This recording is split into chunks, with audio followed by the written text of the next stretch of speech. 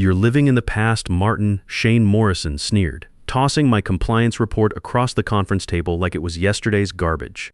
"These partnerships are worth 9 figures combined, but I wouldn't expect someone with your outdated mindset to grasp modern business strategy." I felt 20 pairs of eyes staring at me as the CEO's son continued his public execution. The fluorescent lights hummed overhead, and I could smell the stale coffee from the breakfast meeting that had run long. My jaw clenched involuntarily. Martin thinks these companies are on some restricted list. He made air quotes with his manicured fingers. What he really means is he's threatened that I closed 4 major deals while he shuffles paperwork in his compliance corner. The entire executive team sat in uncomfortable silence. Nobody spoke up, not even Lance Rodriguez, who had personally recruited me 12 years ago to build this company's regulatory framework from scratch. "My father rubber stamps my recommendations," Shane continued, his voice dripping with smugness. "He trusts my judgment completely." He leaned back in his chair. "Face it, Martin. Nobody's going to believe some washed-up government auditor over me. My name is Martin Reed. I'm 49 years old, and until that moment, I thought I'd seen everything in my career. I spent 8 years as a federal auditor before Lance brought me here as Chief Compliance Officer. I'm the guy who keeps companies from accidentally walking into legal minefields. The invisible safety net that prevents ambitious executives from destroying everything their predecessors built. I grew up watching my father work as a bank examiner. Every evening after dinner, he'd review case files at our kitchen table, teaching me that details matter more than flash. The right documentation at the right time can save lives. He used to say that lesson shaped everything I do. After my wife, Sarah, passed 3 years ago from cancer, work became my anchor. My son Brad's in his junior year at State, and my compliance salary covers his tuition without loans. Stability matters. When you're a single father trying to give your kid better opportunities than you had, I didn't respond immediately to Shane's dismissal. Instead, I walked to the projection screen and pulled up the Federal Registry. 4 company names appeared highlighted in bright red: Daxton International, Furate Trading, Kelston Resources, and Blackwater Holdings. "These aren't just restricted companies," I explained calmly. "They're under active federal investigation for money laundering connected to international criminal networks. The contracts you signed last week legally bind us to all 4 entities." Shane yawned dramatically. "Boring. Irrelevant. If we transfer any funds to these companies, we're looking at potential conspiracy charges. The penalties start in the 8-figure range. Prison sentences aren't uncommon." He stood up, straightening his expensive suit jacket. At 32, Shane had been executive vice president for exactly 10 months, precisely when his father Richard became CEO. Everyone knew how he'd earned the position. "Listen, Martin, you've been here what, 12 years? And you're still just pushing compliance paperwork. Meanwhile, I've generated more revenue in 10 months than this company saw in the previous 3 years. So why don't you leave real business decisions to people who actually matter around here?" Nervous laughter rippled around the table. I gathered my files and left without another word. Let me back up and explain how we got to this point. When Lance Rodriguez retired last year, the board brought in Richard Morrison as CEO. Richard had impressive credentials from larger firms, and initially, I was optimistic. Then he hired his son Shane almost immediately. Despite having only 6 years of experience at his uncle's tech startup, Shane was named Executive Vice President of Strategic Partnerships. Essentially, he became the guy approving the exact deals I was supposed to monitor. From day one, Shane made it clear he considered compliance an obstacle rather than a necessity. "Rules are for people who don't know how to win," he told me during our first meeting. My father didn't build his reputation by being overly cautious. For months, I watched Shane sidestep protocols, rush approvals, and gradually exclude me from key meetings. Experienced team members who raised concerns were reassigned or encouraged to find opportunities elsewhere. New hires were all personal connections of the CEO or his son. I survived by staying invisible, documenting everything but confronting nothing. My philosophy was simple: do my job, protect the company, and keep Brad's college funding secure. Until 4 days ago, when I received partnership agreements requiring my approval. The contracts had already been executed with 4 companies I immediately recognized from restricted databases. Shane had somehow bypassed every security alert I'd programmed into our system. When I checked the digital logs, I discovered he'd been using his father's administrative credentials to override compliance warnings. Hell of a thing to discover on a Tuesday morning. That's what led to yesterday's disastrous meeting where Shane humiliated me in front of the entire leadership team. I returned to my office afterward and sat staring at my computer screen. 12 years of building safeguards potentially destroyed by one arrogant executive's shortcuts. The legal exposure wasn't just significant, it was catastrophic. These weren't minor regulatory concerns. These were companies actively under FBI investigation for facilitating international money transfers tied to criminal enterprises. If any payments went through, we'd be looking at conspiracy charges, not just fines. I checked Richard's calendar. He was attending a conference in Chicago until Friday. By then, initial payments would be processed automatically. Evidence would be harder to trace.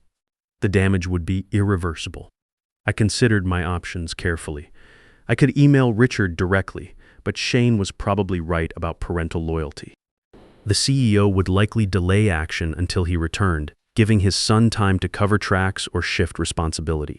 I could take concerns to the board, but Richard had appointed most members. They'd defer to him professionally, creating dangerous delays. Or I could go directly to federal authorities. The company had whistleblower policies that theoretically protected employees reporting violations, but I understood the practical reality.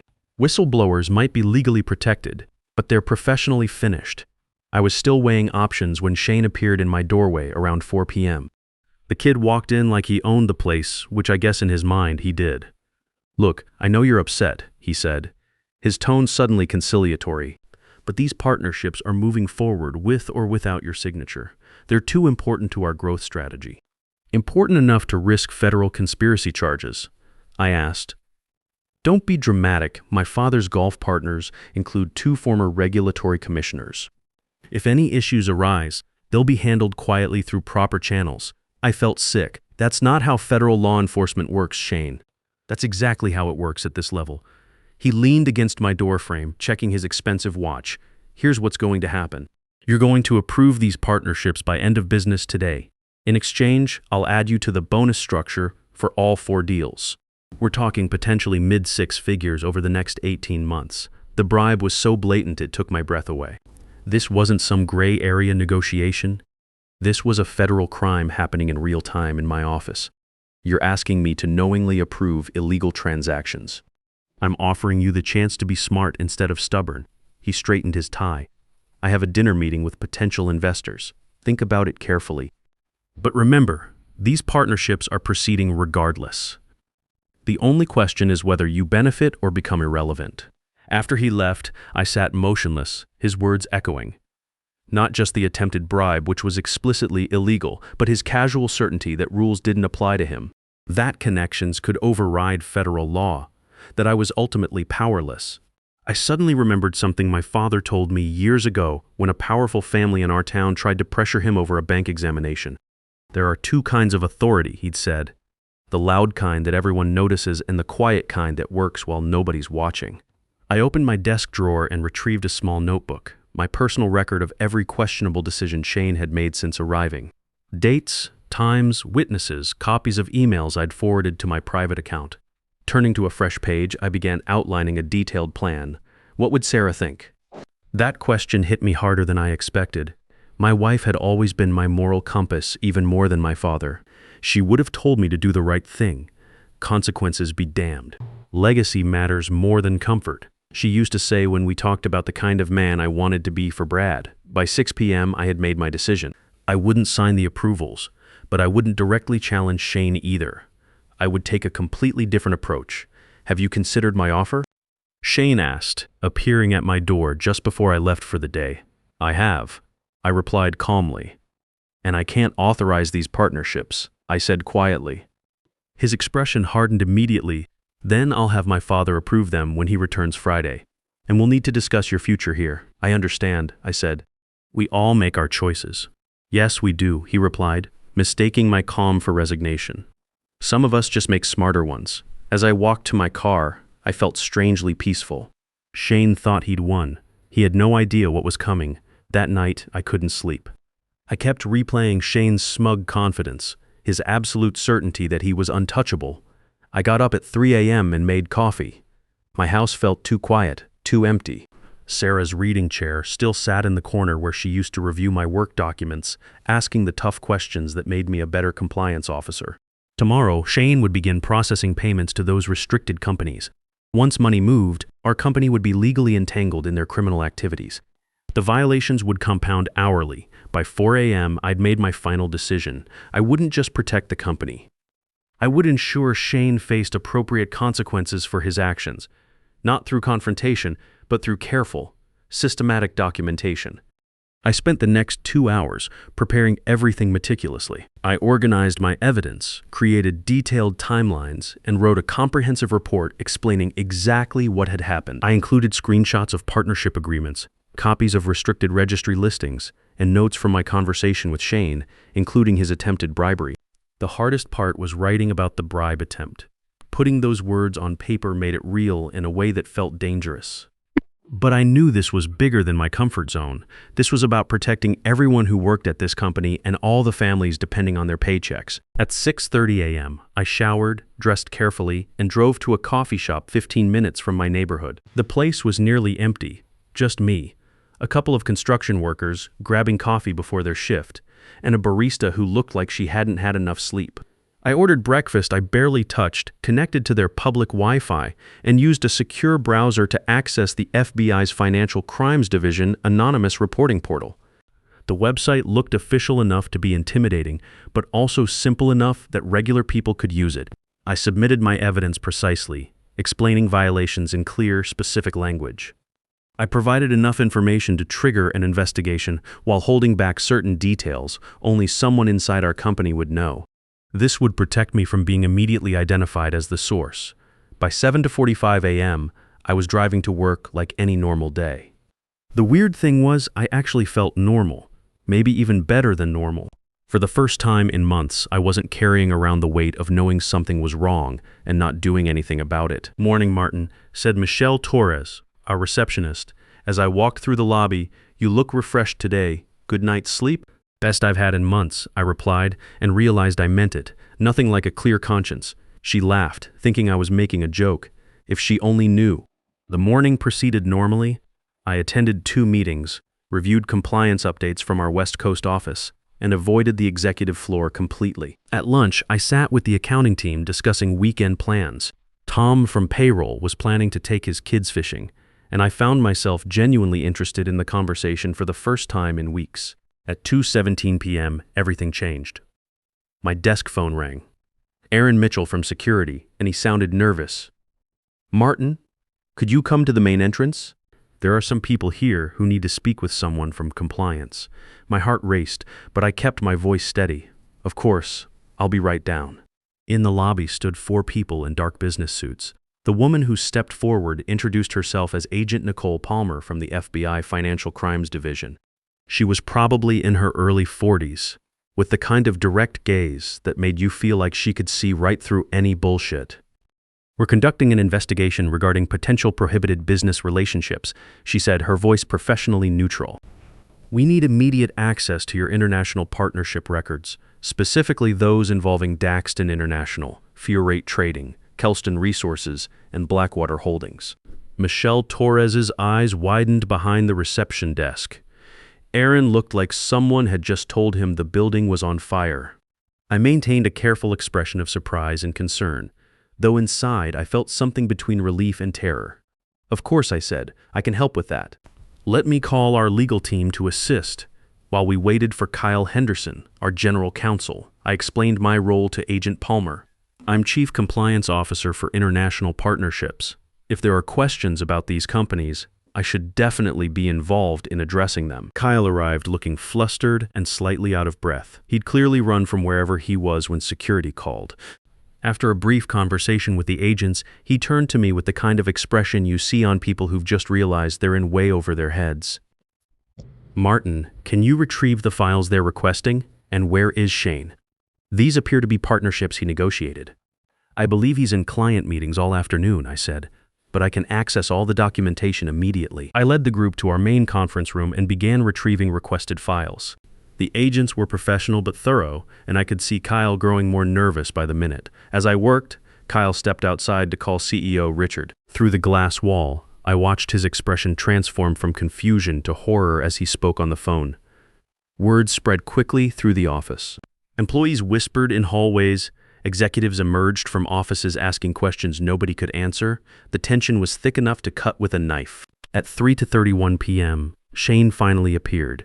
He strutted into the conference room with confidence radiating from every step, like he was walking into a board meeting instead of a federal investigation. "I'm Shane Morrison, Executive Vice President of Strategic Partnerships," he announced to Agent Palmer. "I understand there are questions about some recent agreements." Agent Palmer stood, and I could see her sizing him up immediately. "Mr.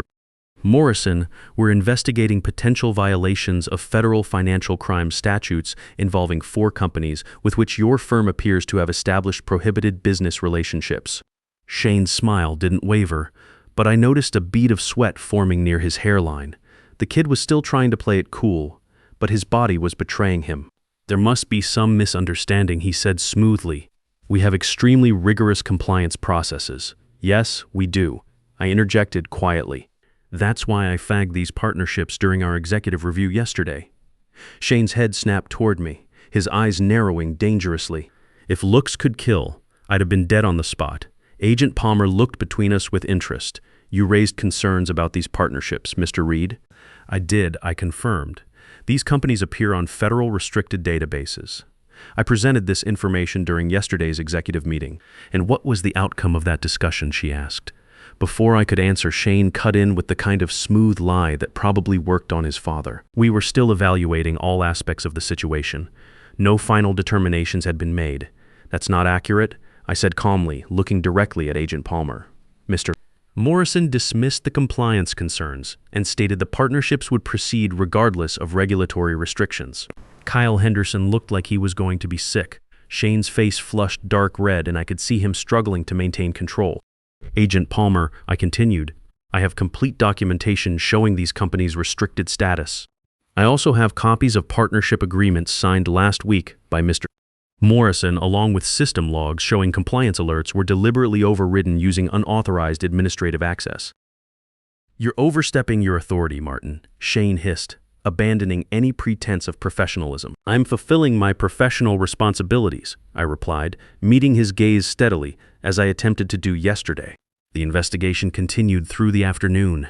Agents interviewed staff, collected documents, and secured electronic records. I answered every question truthfully, providing evidence of both the violations and my documented attempts to prevent them. Shane alternated between blustering confidence and hushed phone calls to lawyers. At one point, Agent Palmer pulled me aside privately. "Mr. Reed, these compliance records are extremely thorough. How long have you been documenting concerns about Mr. Morrison's activities?" "Since he started bypassing standard procedures about 6 months ago," I replied. "It's my job to track compliance issues even when they're not being addressed through normal channels." She nodded. "That documentation may be crucial to our investigation." Around 5 p.m., things got interesting. Agent Palmer's partner returned from examining our computer systems with a grim expression. He whispered something to her that made her eyebrows raise significantly. "Mr. Morrison," she said, "we need to discuss unauthorized access to secure systems and falsified approval records. You have the right to have an attorney present for this conversation." Shane's confident facade finally cracked. "I want to call my lawyer, of course," Agent Palmer said. "But I should mention we've also discovered evidence of attempted bribery of a federal compliance officer." The room went dead silent. Shane's face went white. At 6:15 p.m., my phone rang. Richard Morrison calling from Chicago, and he sounded like a man whose world was falling apart. "What the hell is happening?" he demanded, his voice hoarse with anger and panic. "I'm getting calls about FBI agents in our offices. There's a federal investigation into partnerships with restricted companies," I explained calmly. "The Financial Crimes Division arrived this afternoon with search warrants." "How did they even know about these deals?" he asked. "I can't say for certain," I replied carefully, sticking to the truth, "but someone must have reported the violations to federal authorities." The silence on the other end stretched long enough that I wondered if the call had dropped. "Was it you?" he asked directly. "Sir, I raised concerns through proper internal channels first. I brought this directly to Shane's attention yesterday, with the entire executive team present." Another long pause. "And what exactly did my son say?" Richard finally asked, his voice now deadly quiet. I repeated Shane's exact words from the meeting, including his comment about Richard rubber-stamping recommendations without review. The silence that followed was even longer than the first one.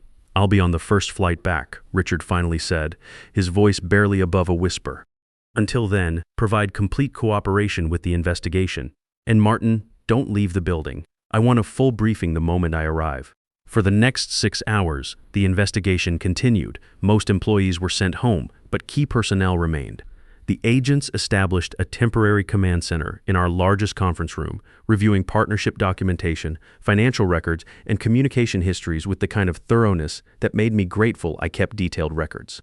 Shane alternated between blustering confidence during formal questioning and hushed, increasingly desperate phone calls to lawyers from empty offices. Every time we passed in hallways, his glare intensified. The kid was finally starting to understand that Daddy's connections weren't going to save him from federal charges.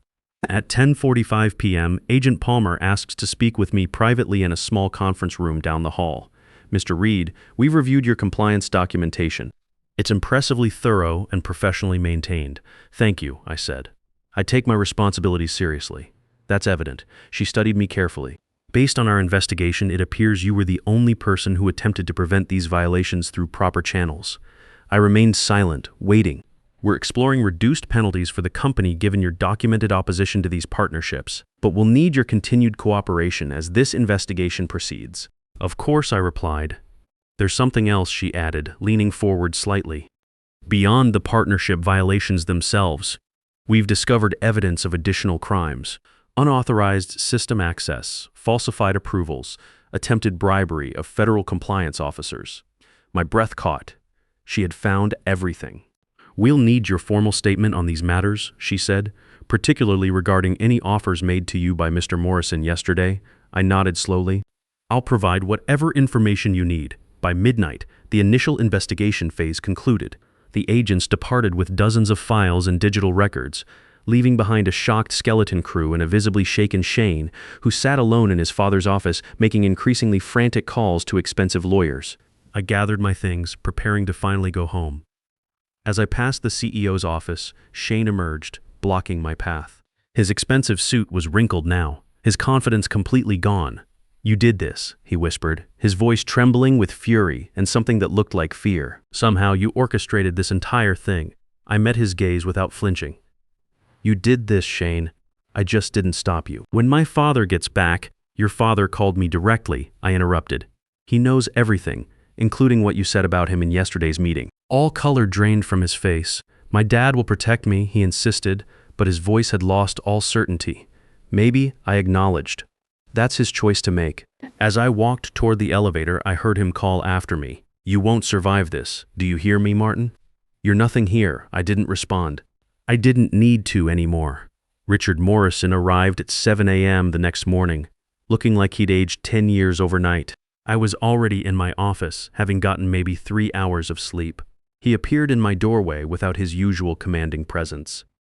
Martin, he said quietly, my office. Now, we rode the elevator in silence. In his office, he gestured for me to sit, then closed the door carefully. I've been on the phone with our attorneys since 4 a.m. He began, his voice hoarse. The situation is catastrophic. I waited. Shane used my credentials to override compliance systems. He attempted to bribe you. He signed partnerships with companies under federal investigation. Richard sat down heavily. My son committed federal crimes using my authority. Yes, I said simply. Why didn't you come to me first? You were traveling. By the time you returned, the violations would have been compounded. Money would have moved. The situation would have been much worse. He nodded slowly, understanding the timeline. The board has called an emergency meeting for 10 a.m. They want both of us there. 3 hours later, I sat in the boardroom facing 8 grim-faced directors. Richard looked like a man preparing for his own execution. The chairwoman, Jessica Morgan, didn't waste time on pleasantries. We've been briefed on the federal investigation. This is potentially existential for our company. I understand the seriousness, Richard assured her. Do you? Jessica interrupted. The FBI has expanded their investigation to include all international partnerships from the past year. They're treating this as potential pattern of criminal activity, not isolated incidents. Richard paled further. Mr. Reed, Jessica turned to me. The federal agents spoke highly of your compliance work. They indicated you tried to prevent these violations. I nodded. Yes. When I discovered the partnerships with restricted companies, I immediately raised concerns through proper channels. To whom specifically? To Shane Morrison during yesterday's executive meeting. The entire leadership team was present, and the response, I glanced at Richard, then back to Jessica. Shane dismissed the compliance concerns and stated the partnerships would proceed regardless of regulatory restrictions. A shocked murmur ran through the room. He what? One board member asked. He later offered me financial incentives to approve the partnerships despite their illegal status. Richard closed his eyes. The board members exchanged meaningful looks. Where is Shane now? Jessica asked. In custody, Richard replied quietly. He was arrested this morning on federal conspiracy charges. The weeks that followed unfolded with surprising speed. The FBI investigation concluded with significant fines but recommended reduced penalties, citing our extraordinary cooperation and pre-existing compliance efforts as mitigating factors. Shane was indicted on multiple federal charges. Richard Morrison announced his resignation the same day as Shane's arrest, though the board allowed him to call it early retirement, and me? The board unanimously appointed me interim CEO while they searched for permanent leadership. My salary tripled overnight. Brad's college tuition was no longer a concern, but the real victory came 3 months later when Lance Rodriguez called. Martin, he said warmly, the board has asked me to return temporarily as chairman to help stabilize operations. My first recommendation was making your CEO appointment permanent. What was their response? I asked. Unanimous approval, including a statement from Richard before he left. He told them Martin tried to protect this company even when nobody would listen. That's exactly the leadership we need. 6 months later, I was working late in my new corner office when my phone rang. It was Brad calling from college. Dad, he said, excitement clear in his voice. I'm changing my major. Oh, to what? Criminal justice. I want to be a federal investigator. He paused. I want to do what you do, Dad. Make sure the right thing happens. I sat back in my chair, looking out at the city lights. That's a hell of a career choice, son. I learned from watching you that sometimes doing the right thing is more important than doing the easy thing. After we hung up, I thought about Shane's words from that conference room. Nobody's going to believe some washed-up government auditor over me. He was wrong. In the end, people believe the evidence exactly as they should have.